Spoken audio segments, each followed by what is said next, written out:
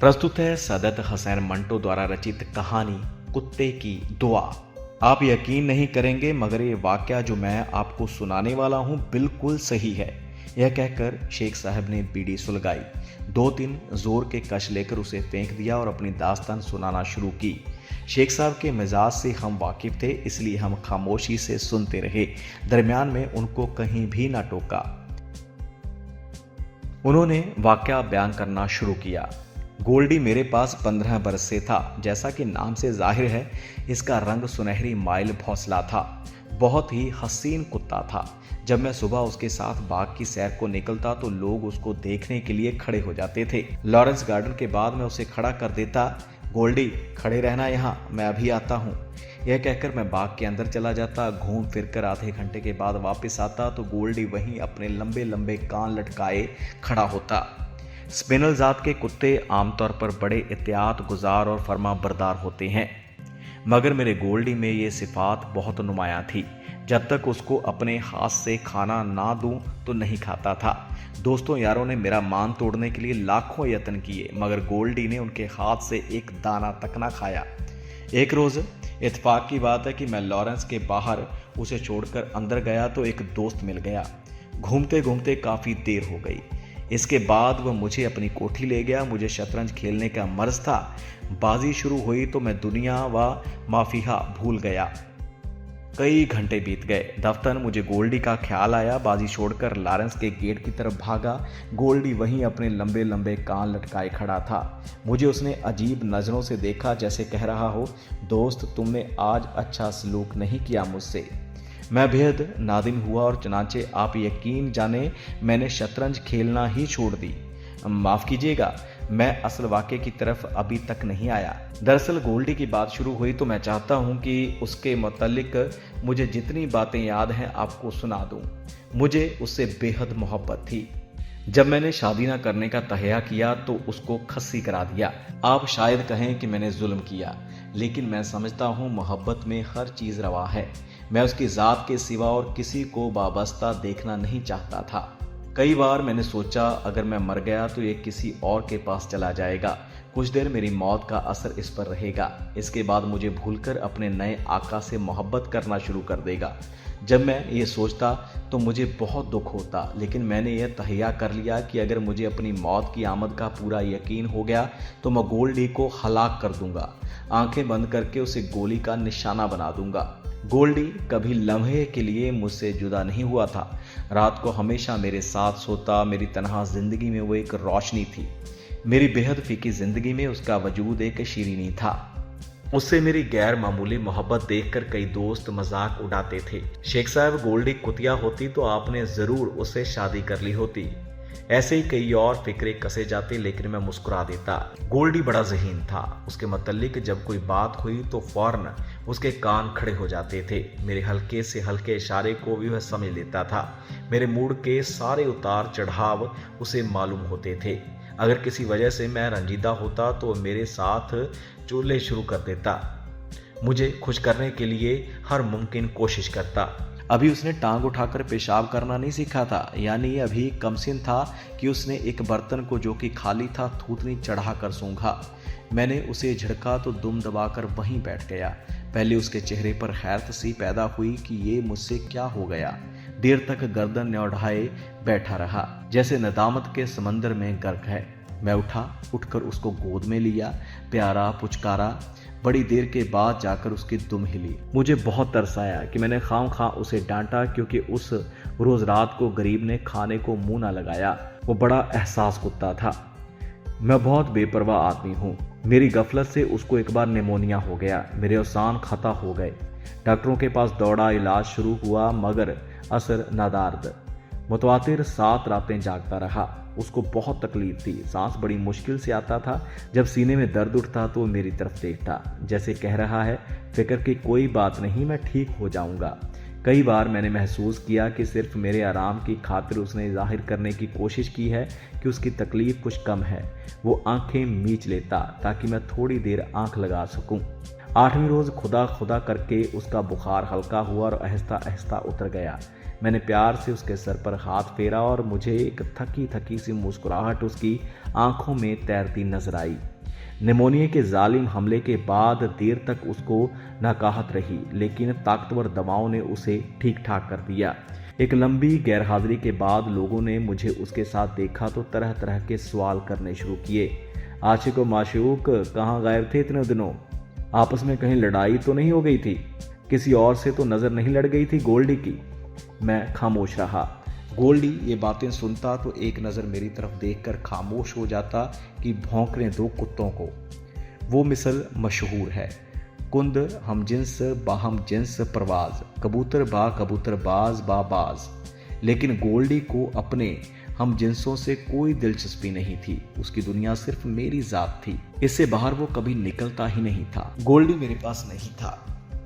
जब एक दोस्त ने मुझे अखबार पढ़कर सुनाया, इसमें एक वाक्य लिखा था, आप सुनिए, बड़ा दिलचस्प है।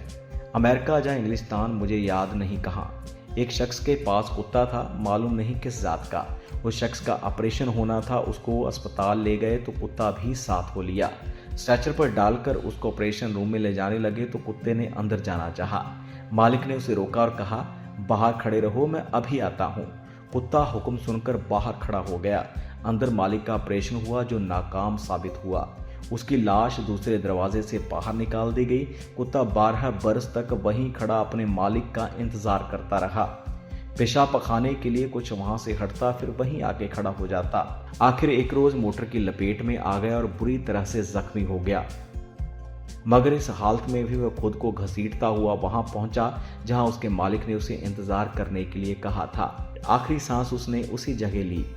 ये भी लिखा था कि अस्पताल वालों ने उसकी लाश में भूस भर के उसको वहीं रख दिया और जैसे वो अब भी अपने आका के इंतजार में खड़ा है। मैंने ये दास्तान सुनी तो मुझ पर कोई खास असर ना हुआ। अव्वल तो मुझे उसकी सेहत ही का यकीन ना आया, लेकिन जब गोल्डी मेरे पास आया और मुझे उसकी सिफात का इल्म हुआ तो बहुत बरसों के बाद मैंने ये दास्तान कई दोस्तों को सुनाई। सुनाते वक्त मुझ पर एक रिक्कत तारी हो गई थी और मैं सोचने लगता था, मेरे गोल्डी से भी कोई ऐसा कारनामा वाबस्ता होना चाहिए। गोल्डी मामूली हस्ती नहीं है। गोल्डी बहुत मतीन और संजीदा था। बचपन में उसने थोड़ी शरारतें की, मगर जब उसने देखा कि मुझे पसंद नहीं तो उनको तर्क कर दिया। आहिस्ता आहिस्ता संजीदगी अख्तियार कर ली जो तादमे मर्ग कायम रही। मैंने तादमे मर्ग कहा है तो मेरी आंखों में आंसू आ गए हैं। शेख साहब रुक गए और उनकी आंखें नम आलूद हो गई थी। हम खामोश रहे। थोड़े अरसे के बाद उन्होंने रुमाल निकालकर अपनी आंखें पोंछी और कहना शुरू किया, यही मेरी जाति है कि मैं जिंदा हूँ, लेकिन शायद इसलिए जिंदा हूँ कि इंसान हूँ। मर जाता तो शायद गोल्डी की तौहीन होती। जब वो मरा तो रो रो कर मेरा बुरा हाल था, लेकिन वो मरा नहीं था, मैंने उसको मरवा दिया था। इसलिए नहीं कि मुझे अपनी मौत की आमद का यकीन हो गया था, वो पागल हो गया था। ऐसा पागल नहीं जैसा कि आम पागल कुत्ते होते हैं। उसके मर्ज का कुछ पता नहीं चलता था। उसको सख्त तकलीफ थी। झांकनी का सा आलम उस पर तारी था। डॉक्टरों ने कहा कि इसका वाहिद इलाज नहीं है, इसको मरवा दो। मैंने पहले सोचा नहीं, लेकिन वो जिस अजियत में गिरफ्तार था मुझसे देखी नहीं जाती थी। मैं मान गया। वो उसे कमरे में ले गए और वहां बरकी झटका पहुंचाकर हलाक करने वाली मशीन थी। मैं अभी अपने नहीफ दिमाग में अच्छी तरह से कुछ सोच भी ना सका था कि उसकी लाश ले आए, मेरे गोल्डी की लाश। जब मैंने उसे अपने बाजुओं से उठाया तो मेरे आंसू टप टप उसके सुनहरे बालों पर गिरने लगे जो पहले कभी गर्द आलूद नहीं हुए थे। टांगे में उसे घर लाया, देर तक उसको देखा किया। 15 साल की रफाकत की लाश मेरे बिस्तर पर पड़ी थी। कुर्बानी का मुजस्मा टूट गया था। मैंने उसको नहलाया, कफन पहनाया। कुछ देर तक सोचता रहा कि अब क्या करूं, ज़मीन में दफन करूं या फिर जला दूं। ज़मीन में दफन करता तो उसकी मौत का एक निशान रह जाता। ये मुझे पसंद नहीं था। मालूम नहीं क्यों, ये भी मालूम नहीं कि मैं क्यों उसको गर के दरिया करना चाहता था। मैंने उसके मुतालिक अब भी कई बार सोचा है, मगर मुझे कोई जवाब नहीं मिला। खैर, मैंने एक नई बोरी में उसकी कफनाई हुई लाश डाली, धो धाकर बट्टे उसमें डाले और दरिया की तरफ रवाना हो गया।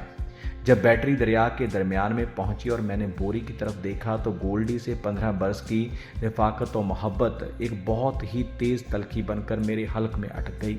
मैंने अब ज्यादा देर करना मुनासिब ना समझा। कांपते हुए हाथों से बोरी उठाई और दरिया में फेंक दी। बहते हुए पानी की चादर पर कुछ बुलबुले उठे और हवा में हल हो गए। बैटरी वापस साहिल पर आई। मैं उतरकर देर तक उसे देखता रहा जहां मैंने गोल्डी को घर के आब किया था। शाम का धुंधलका छाया हुआ था। पानी बड़ी खामोशी से बह रहा था, जैसे वो गोल्डी को अपनी गोद में सुला रहा है। यह कहकर शेख साहब खामोश हो गए। चंद लम्हात के बाद हम में से किसी एक ने पूछा, लेकिन शेख साहब आप तो खास वाकया सुनाने वाले थे। शेख साहब चौंके। माफ़ कीजिएगा, मैं अपनी रौ में जाने कहाँ से कहाँ पहुँच गया। वाकया ये था कि मैं अभी अर्ज करता हूँ 15 बरस हो गए थे हमारी रफाकत को। इस दौरान मैं कभी बीमार नहीं हुआ था। मेरी सेहत माशाल्लाह बहुत अच्छी थी, लेकिन जिस दिन मैंने गोल्डी की 15वीं सालगिरह मनाई उसके दूसरे दिन मैंने आज़ा शिकनी महसूस की। शाम को ये आज़ा शिकनी तेज़ बुखार में तब्दील हो गई। रात सख्त बेचैन रहा। गोल्डी जागता रहा। एक आंख बंद करके दूसरी आंख से मुझे देखता रहा। पलंग पर से उतरकर नीचे जाता, फिर आकर बैठ जाता। ज़्यादा उम्र हो जाने के बायस उसकी बिनाई और समात कमज़ोर हो गई थी, लेकिन ज़रा सी आहट होती तो वो चौंक पड़ता और अपनी धुंधली आंखों से मेरी तरफ देखता, जैसे कि पूछता है, ये क्या हो गया तुम्हें। उसको हैरत थी कि मैं इतनी देर तक पलंग पर क्यों पड़ा हूँ, लेकिन वो जल्दी ही सारी बात समझ गया। जब मुझे बिस्तर पर लेटे कई दिन गुजर गए तो उसके साल खुर्दा चेहरे पर अफसुर्दगी छा गई। मैं उसको अपने हाथ से खिलाया करता था। बीमारी के आगाज में तो मैं उसको खाना देता रहा। जब नकाहत बढ़ गई तो मैंने एक दोस्त से कहा कि वो सुबह शाम गोल्डी को खाना खिलाने आ जाया करे। वो आता रहा, मगर गोल्डी ने उसकी प्लेट की तरफ मुंह ना किया। मैंने बहुत कहा, लेकिन वो ना माना। एक मुझे अपने मर्ज की तकलीफ थी जो दूर होने में नहीं आता था। दूसरे मुझे गोल्डी की फिक्र थी जिसने खाना पीना बिल्कुल बंद कर दिया था। अब उसने पलंग पर बैठना भी छोड़ दिया। सामने दीवार के पास सारा दिन और सारी रात खामोश बैठा अपनी धुंधली आंखों से मुझे देखता रहता। इससे मुझे और भी दुख हुआ। वह कभी नंगी जमीन पर नहीं बैठा था। मैंने उससे बहुत कहा, लेकिन वो नहीं माना। वह बहुत ज़्यादा खामोश हो गया था। ऐसा मालूम होता था कि वह गमों अंधों में गर्क है। कभी कभी उठकर पलंग के पास आता, अजीब हसरत भरी नज़रों से मेरी तरफ देखता और गर्दन झुकाकर वापस दीवार के पास चला जाता। एक रात लैंप की रोशनी में मैंने देखा कि गोल्डी की धुंधली आंखों में आंसू चमक रहे हैं। उसके चेहरे से हुज़्न और मलाल बरस रहा था। मुझे बहुत दुख पहुंचा। मैंने उसे हाथ के इशारे से बुलाया। लंबे लंबे सुनहरे कान हिलाता वो मेरे पास आया। मैंने बड़े प्यार से कहा, गोल्डी मैं अच्छा हो जाऊंगा, तुम दुआ मांगो, तुम्हारी दुआ ज़रूर कबूल होगी। यह सुनकर उसने बड़ी उदास आंखों से मुझे देखा, फिर सर ऊपर उठाकर छत की तरफ देखने लगा जैसे दुआ मांग रहा है। कुछ देर वो इसी तरह खड़ा रहा। मेरे जिस्म पर झुरझुरी सी तारी हो गई। एक अजीबो गरीब तस्वीर मेरी आंखों के सामने थी। गोल्डी सचमुच दुआ मांग रहा था। मैं सच अर्ज करता हूँ, वो सर तापा दुआ थी। मैं कहना नहीं चाहता, लेकिन उस वक्त मैंने महसूस किया कि उसकी रूह खुदा के हजूर पहुंचकर गिड़गिड़ा रही है। मैं चंद ही दिनों में अच्छा हो गया, लेकिन गोल्डी की हालत गैर हो गई। जब तक मैं बिस्तर पर था तो आंखें बंद किए दीवार के साथ खामोश बैठा रहा। मैं हिलने जुलने के काबिल हुआ तो मैंने उसको खिलाने पिलाने की कोशिश की, मगर बेसूद। उसको अब किसी शय से दिलचस्पी नहीं थी। दुआ मांगने के बाद जैसे उसकी सारी ताकत ज़ाइल हो गई थी। मैं उससे कहता, मेरी तरफ देखो गोल्डी, मैं अच्छा हो गया हूँ, खुदा ने तुम्हारी दुआ कबूल कर ली है। लेकिन वो आंखें ना खोलता। मैंने 2-3 दफ़ा डॉक्टर बुलाया, उसने इंजेक्शन लगाए, पर कुछ ना हुआ। एक दिन मैं डॉक्टर लेकर आया तो उसका दिमाग चल चुका था। मैं उठाकर उसे बड़े डॉक्टर के पास ले गया और उसको बरकी ज़रब से हलाक करा दिया। मुझे मालूम नहीं बाबर और हुमायूं वाला किस्सा कहाँ तक सही है, लेकिन ये वाक़या हर्फ बा हर्फ दुरुस्त है। तो ये थी सादत हसैन मंटो द्वारा रचित कहानी कुत्ते की दुआ। उम्मीद है आपको ये कहानी पसंद आई होगी। ऐसी ही कहानियाँ सुनने के लिए जुड़े रहें वाइब्रेंट ट्रेंड्स के साथ।